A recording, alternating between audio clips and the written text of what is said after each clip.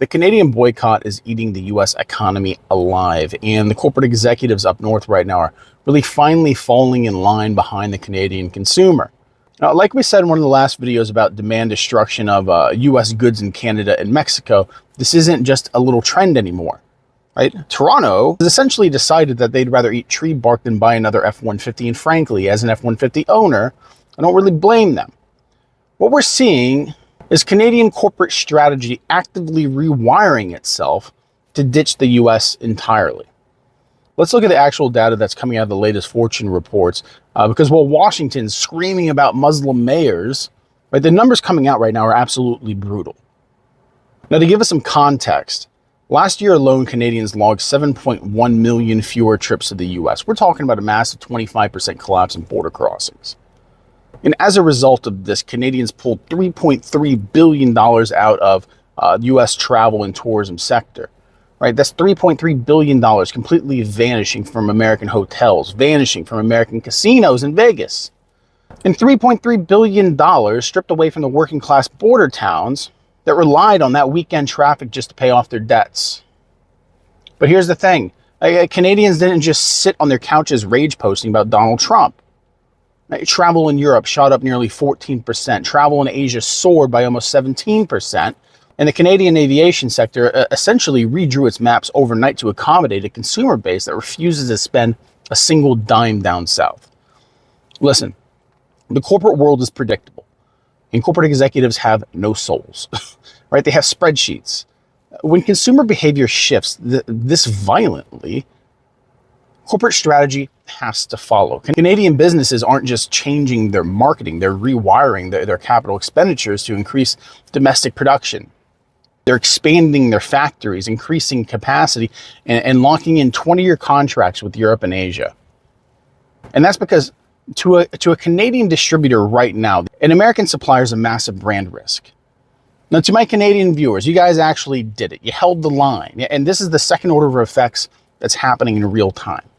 Now, today, what we're going to do is we're going to audit exactly how the Canadian corporate infrastructure is physically and structurally abandoning the United States. But before we get going, do me a favor, hit the like and subscribe button, help us boost the signal of our little pirate broadcast, because this stuff actually matters.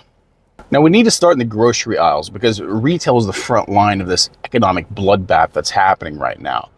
Grocery chains in Canada are no longer just tossing a tiny half-hearted maple leaf sticker on the back of cardboard boxes to make Canadians get the warm and fuzzies. Right? They're radically restructuring the entire floor plans. And if you know anything about retail, I remember my days working at Tuesday mornings when I was 15 years old. You know, shelf space is the most valuable real estate on the planet. Right? But right now, Canadian retailers are actively pushing American products to the bottom shelves, pushing it to the back corners or into the dumpster out back because no one's buying it. And why? It's because patriotism is currently the highest converting marketing metric in all of Canada. And it's gotten to the point where massive chains like Loblaws have literally started slapping a T's on price tags for US imports. You have to let that sink in, a T for tariff. It's essentially a scarlet letter of groceries. It's a massive neon warning sign to the mother walking down the aisle that says, hey, if you buy this box of cereal for your kids, you're funding the lunatics down south that are trying to crush your economy. But it's not just the physical, it's the digital as well. We're seeing a massive boom in tech and app space up north. Tools like MapleScan and Buy Canadian were developed specifically to help shoppers dodge American goods. You pull out your phone, you scan the barcode on the top of the bottle of ketchup, and the app instantly tells you if that money is going to go back to the US. It's like Tinder, but for dodging American condiments. This is no longer passive avoidance. This is weaponized demand destruction. The Canadian consumer has built a digital firewall against the US economy, and corporate Canada is actively cashing in on it. Now let's go back to that $3.3 billion crater left in the US tourism industry. When border crossings dropped by 25%, the shockwaves hit the service workers in Miami, right? The resort staff in Arizona, the American working class whose jobs depend on hospitality. But look at the second order of effects up north. Canadian airlines and travel agencies know that pushing weekend packages to Florida right now is financial, well, it's just not good. Nobody wants to go to Florida right now anyway. It's a swamp filled with iguanas and conservatives. The consumer is simply not buying it. So to mitigate that kind of financial disaster, what are the airlines doing? Right? They reallocate. Instead of flying empty metal tubes to Chicago or Atlanta, Canadian carriers have fundamentally altered their route networks altogether. Right? So they're aggressively pushing domestic tourism. They're keeping Canadian dollars inside the Canadian economy because that's really the zeitgeist right now.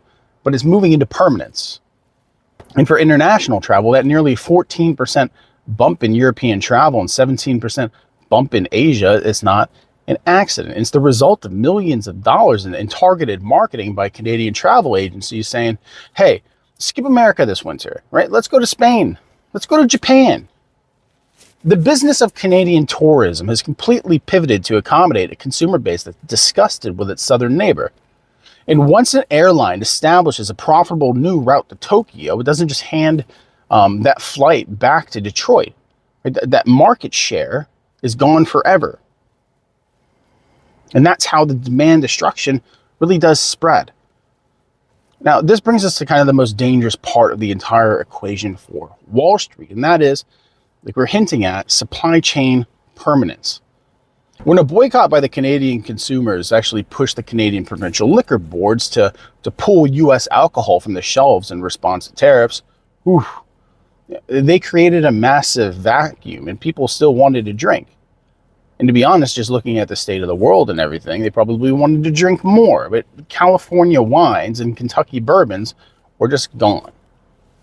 Napa Valley is basically just a billionaire's vanity project anyway. Nobody wants it. But what actually did happen, right? The domestic market exploded in Canada. Local Ontario wine sales shot up 80%, almost immediately. But there's a critical part to this that a lot of the commentators are really missing or just don't understand. Now, to scale production by 80%, a domestic winery has to invest capital. It has to buy more land, it has to plant more vines, it has to hire more workers. It has to expand their bottling facilities. Now, once a Canadian business spends millions of dollars expanding its domestic capacity to fill a void that's been left by American imports, they're never going to give that shelf space back to California. They've literally built the infrastructure to replace us. And again, we just speak about the alcohol because that's the popular one, but it extends far beyond that. And Canadian distributors across all sectors right now are signing 10 to 20-year contracts with suppliers from Europe, Asia, and of course domestic producers. To a Canadian business executive relying on a U.S. supplier, like we said, that's brand risk. Why would you risk your company's inventory on a country that uses trade like a geopolitical weapon? And they do it on a whim. You don't. By the time the political winds in DC finally do shift, the contracts have already been signed with Germany and South Korea, and they're already being filled. That means that no matter who holds the seat of power in the United States, our corporations are locked out of the Canadian market. Lastly, I really want us to build off of the conversation from the demand destruction video, because retail is ultimately driven by human psychology, and Canadian businesses are using this geopolitical dumpster fire to build a deep emotional and bulletproof brand loyalty. What we're witnessing, right, is the rise of spite spending. Now, spite is the most powerful economic engine known to man right now.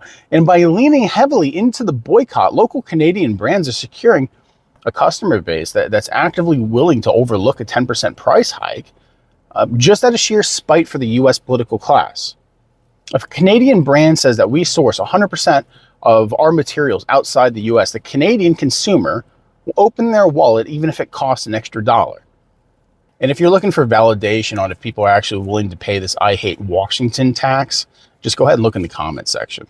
Corporate Canada isn't stupid. It's filled with sociopaths just like the corporate structure in any other country. And they aren't just reacting to a temporary supply chain hiccup. They're actively building an entirely new retail and service infrastructure designed specifically for a post-US market. You see, this is why we focus so much on the Canadian boycott on this channel, because this isn't just about a few people refusing to buy American ketchup, right? This is about the fundamental rewiring of the Canadian economy. The working class consumer in Canada forced the hand of major corporations The consumer said, we're not going to buy this. And the corporations, terrified of losing their margins, they adapted. And as a result, the U.S. economy is the one bleeding out on this one, especially regionally. Good boy. The American working class, right? The people who actually make the goods, who staff the border town hotels, who work at the logistics hubs, they're the ones who are actually taking the hit. Because for the elites in DC, the elites in Wall Street, right, they'll keep on pretending that it's a booming economy. And let's be completely honest, for them it is. But for the 99%, the state of the economy in the U.S. is absolutely terrifying. Honestly, these people running our country should be in a psych ward. They shouldn't be in Washington, D.C. The takeaway here is that Canada has proved that they don't need us. They prove that they can build their own supply chains, support their own businesses, and thrive without bowing to Washington. It's a massive win for the Canadian economy and a lethal permanent blow to some of our regional economies. Now, I'd like it if we actually got some engagement from the American viewers in the comments section. Tell us what you think. Because 25% of you watching this right now, about 500,000 of you a month, right? Your voice is very absent in the conversation. And Canadians want to know what you have to say. So don't be afraid, jump in and give your opinion. Food for thought as always. Take care.